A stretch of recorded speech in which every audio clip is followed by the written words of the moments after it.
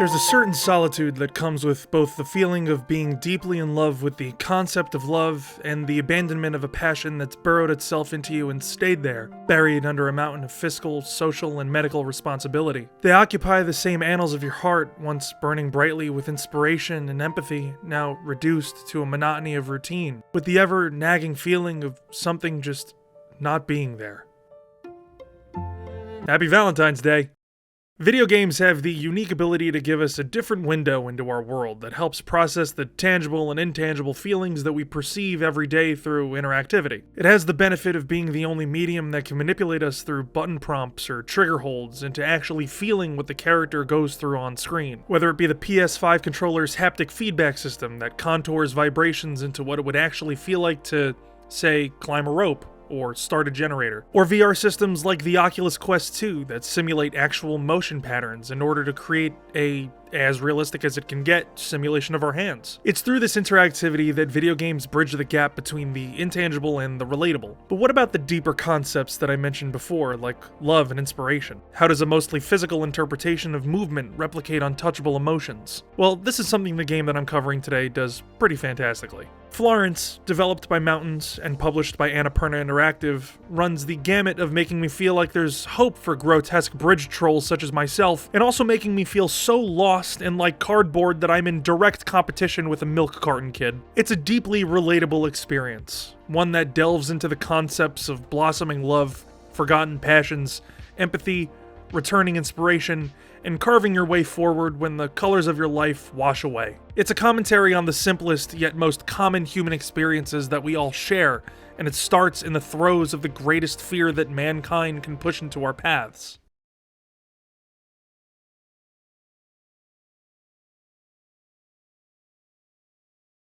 Florence begins on an all-too-familiar scene.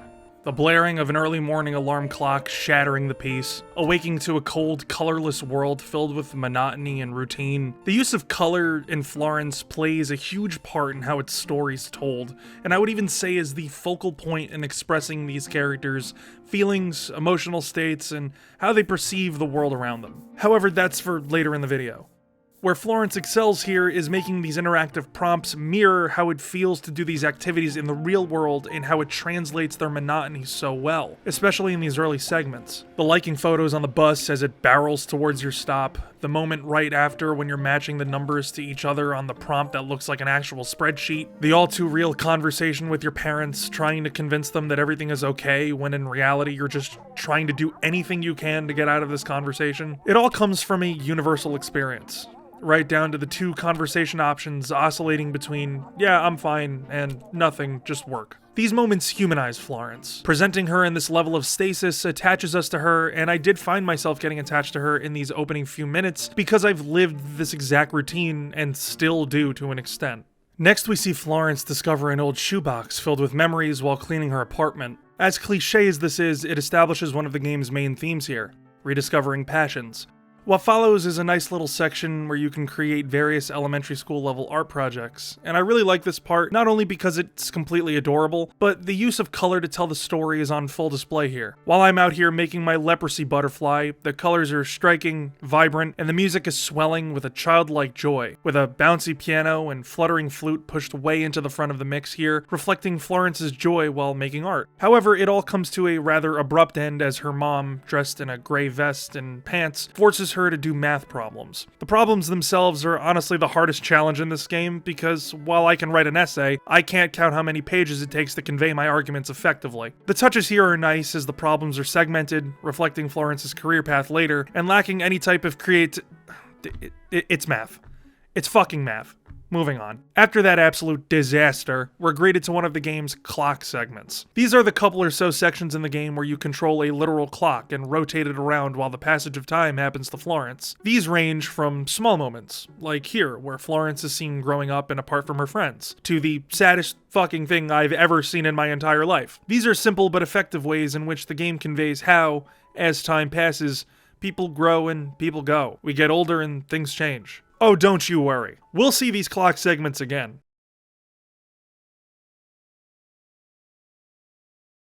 Earlier I mentioned that color plays a pretty essential part in Florence's storytelling, and it's where we first meet our secondary protagonist, Krish, that I feel the game really begins using it in a narrative sense. It's quite a striking scene. Florence shuffling down the street, seeing her as we usually do, colorless, liking photos, and generally morose, until her phone dies and she's forced to engage with the world outside of her safe space, until the note flies in.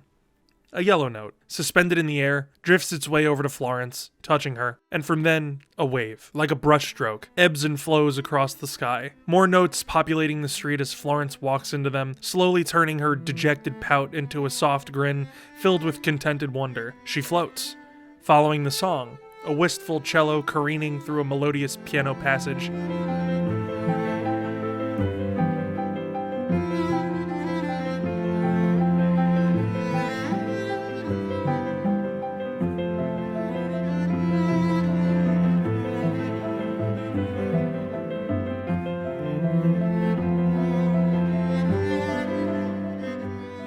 She finally reaches its destination. A man playing a pristine yellow cello in the park with an aura of confidence that no one in this game has shown thus far.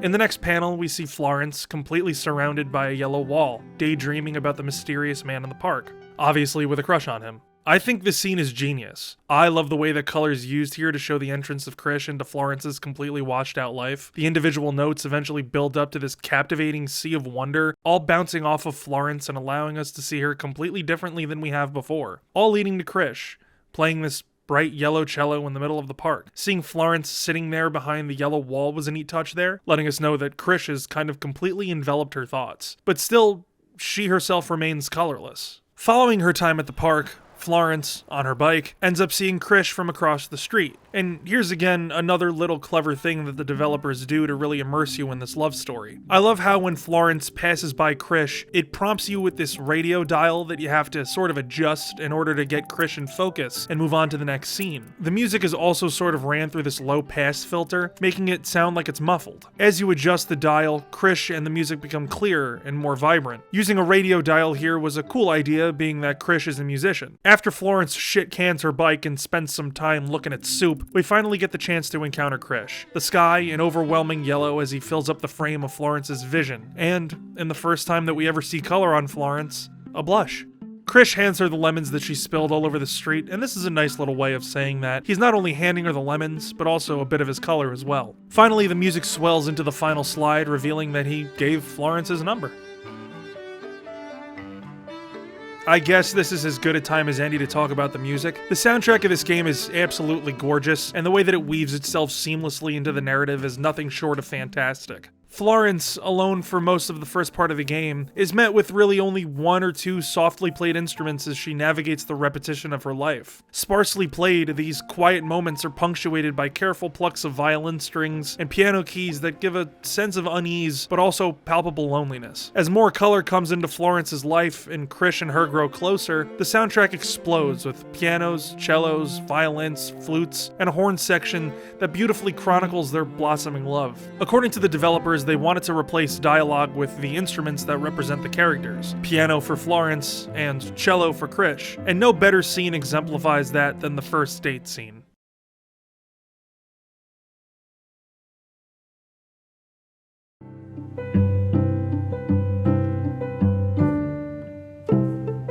The first date scene is my favorite in the game, and perfectly ties into what I was saying before about how video games can articulate the complex emotions that we feel through interactivity. So after Krish gives Florence her number, they eventually meet up for dinner, and the awkward first date conversations just really fire on all cylinders here. The music here, as I mentioned before, with the characters inhabiting their own musical instruments in place of dialogue, is great, and reflects on that theme perfectly with just the gentle, bassy plucks of a cello representing a confident Krish, and the frenetic, bittersweet piano representing a freaking the fuck out Florence. In terms of visuals, this moment just knocks it out of the park, with a little mini-game in which you have to correctly solve a puzzle, representing those awkward little moments during a date where you're scouring your mind at just trying to find the right things to say without coming off like an absolute moron or a serial killer. It's a scene that takes navigating what it's like to be on a first date and translating it so well into an interactive space. As Krish and Florence go on more dates, the puzzles become easier to solve. Florence is getting more confident and comfortable around Krish and is falling in love. And the music reflects this. The piano grows from this discordant piece, not really fitting together with the confident plucks of the cello, to this completely complementary addition to this swelling cello that feels like we're being lifted out of the throes of banal conversation into something deeper and more profound. At the end of solving all the puzzles, we get one final problem. 2 pieces to be put together. And finally,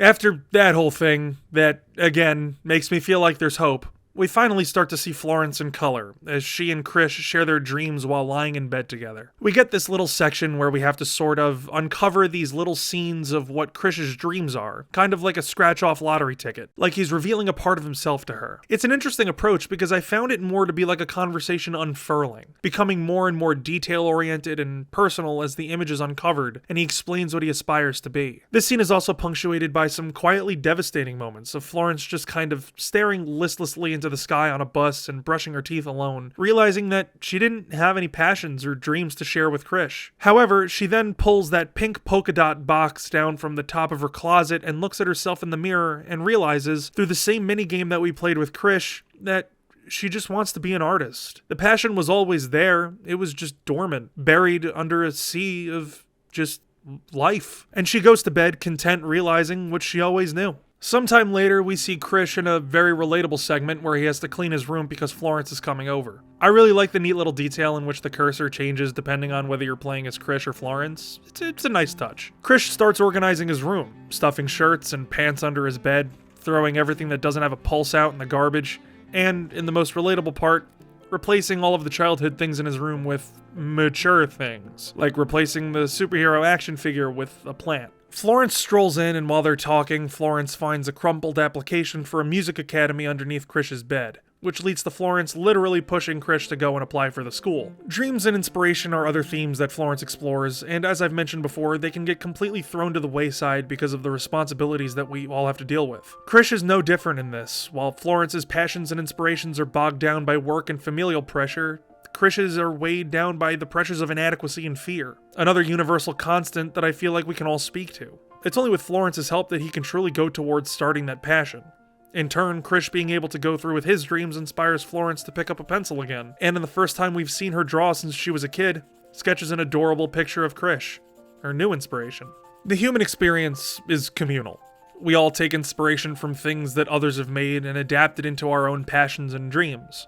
Florence and Krish finding inspiration in each other only reinforces the fact that we're all here. We all create in our own ways, and we all owe that inspiration to a multitude of sources, but at the end of the day, it's us that have to take the leap. We just have the opportunity to have others help us along the way. Following a cute segment where you have to place Polaroids of all of Krish's and Florence's adventures together on a little map, Florence and Krish have their first fight, and of course it's grocery shopping of all fucking places. The puzzle mechanic from the first date section comes back, and it's like the smoothest it's ever been. Krish and Florence are dating, in love, and talking to each other like a breeze. However, there's a noticeable shift. The music, piano and cello laden as before, becomes sorrowful, somber, like the energy has been siphoned out of it. As the fight progresses, the puzzle blocks become more jagged and serrated. What they're saying to each other hurts. It comes to a boiling point where now Florence is in direct competition with Krish. Their argument literally tipping the scales depending on how fast the player can solve the puzzles, until they find themselves colorless, with neither a piano or cello in the mix of instruments playing a cold and solemn tune. Florence then turns around and the piano, lilting back into the mix, shimmers across the sound palette. Krish turns around as well as the wail of the cello comes back in with full force as the piece decrescendos into a reuniting of the two instruments and lovers.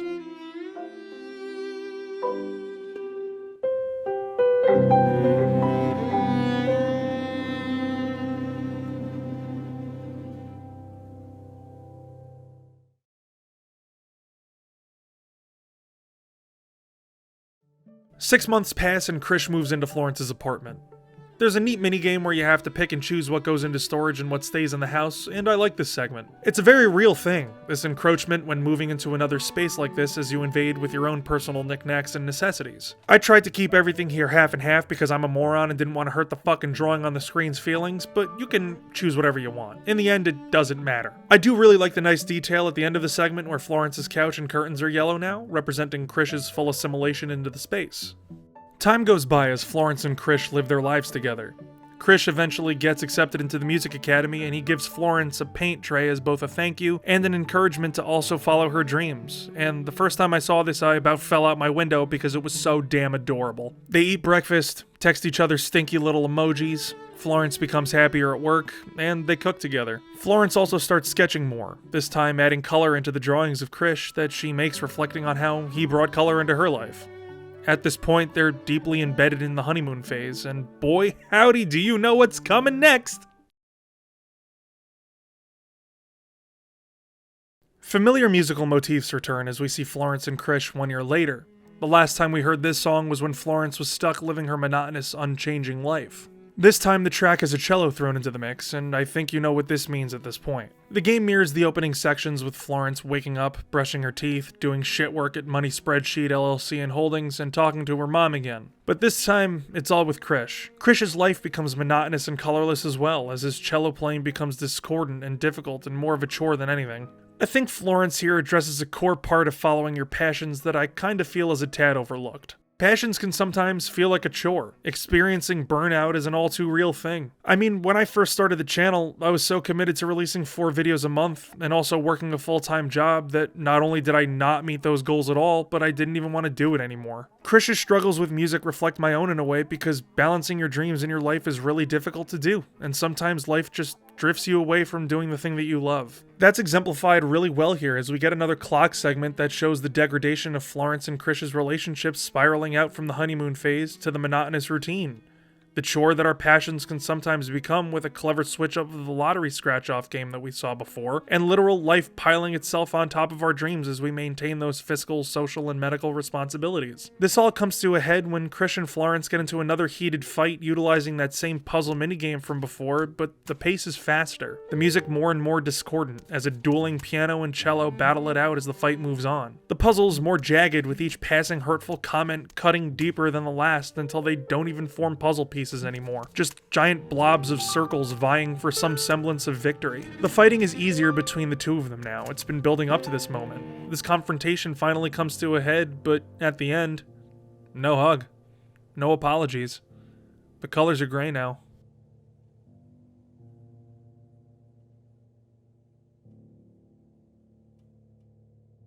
After the fight, we're introduced to a more traditional puzzle, but when you think you solved it, you realize that the pieces don't quite match up anymore.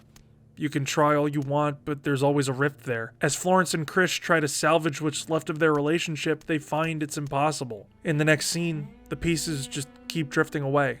No matter how many times you try to keep the pieces together, to have some type of foundation to lean back on, the pieces just keep floating. Again, even if you do manage to solve it, there's no perfect picture here. There's rips, cracks, and tears all across the picture of them. It's over. Krish starts to pack up his belongings in a cutting reversal of the moving in section. Krish's things, right where you left them, have to be packed up now. The color completely drained from everything. The piano and the cello, not even weaving together anymore, confined to their own sides of the mix. Florence tears down the map of the places where Krish and her had visited and throws it right in the trash, and in the end, we're right back to where we started.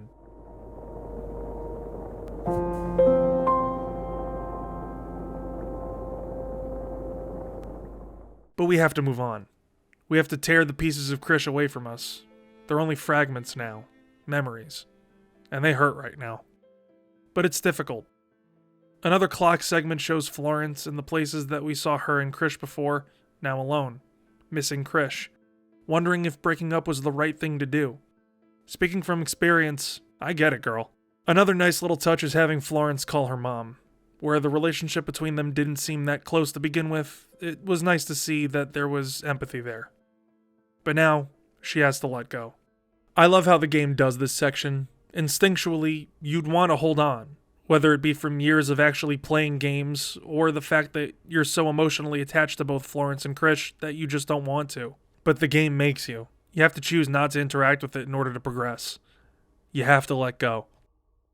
Waking up is a chore for Florence the next day. The game makes you bash the mouse on the prompt in order to get Florence up. Another thing I think we can all relate to here when the crushing blow of existence hits you in the morning. However, in the corner of her eye, buried under bills and excess papers, we see the paint tray that Krish gifted Florence. She puts it on her desk, and after a moment of contemplation, a brushstroke of green.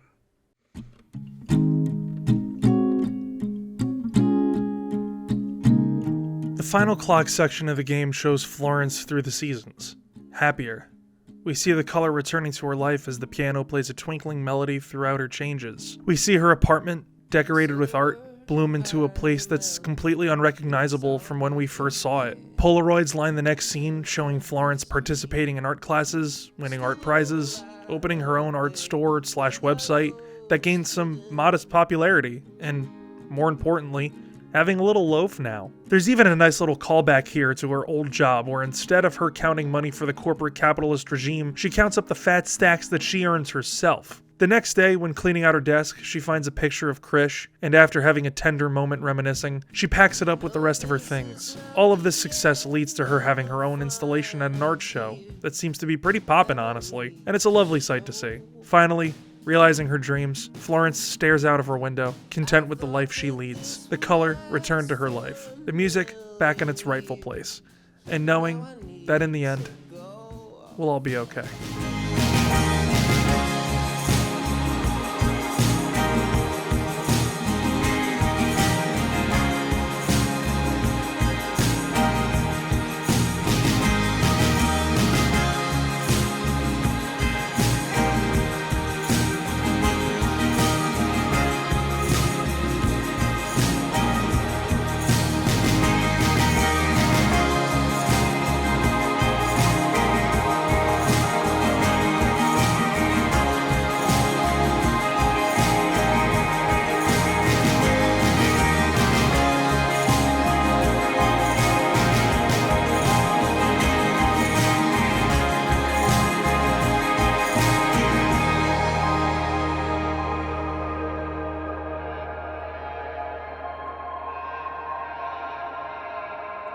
Thanks so much everybody for watching, especially after it took me almost 2 years to make another video. I was going through, and still am to an extent, all the stuff that Florence and Krish were going through, but hey, it's a new year, and making this video was exciting as all hell. Expect to see more in the coming months. Thanks again for watching, and happy Valentine's Day. I hope you and your partners have the absolute best day, and for those of you who are currently single like myself, I hope you all have an amazing day as well. Self-love is also love. See you in the next one.